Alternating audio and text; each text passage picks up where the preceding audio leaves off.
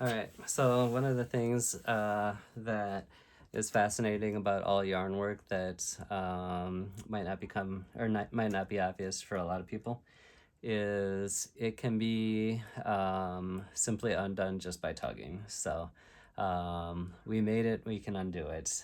This process is called frogging. If you ever make a mistake in crochet in particular, you can just undo to that point.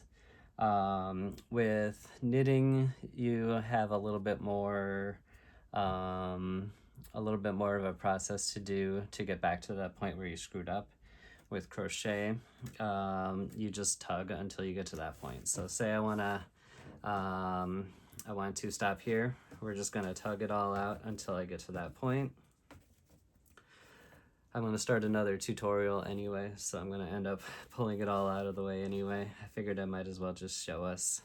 So we can see here, we're just disassembling that stitch. So if this is the point where you need to pick back up again, you can pick back up, finish your stitch, and keep going. But I am going to take this all the way down to nothing because I'm going to be making a circular project to show off how to do a magic loop and how to do some work with circles. So bear with me here.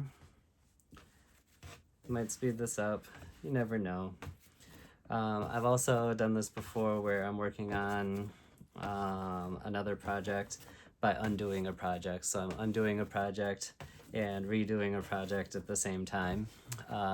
Particularly with finished projects, it's a little easier because then you don't have to worry about your yarn wandering around, or if you don't have a yarn ball winder making a cake or anything like that. So if you saw my tutorial on how to do half double crochet foundation chains, this is where you can really see that working, you're working vertical in the process.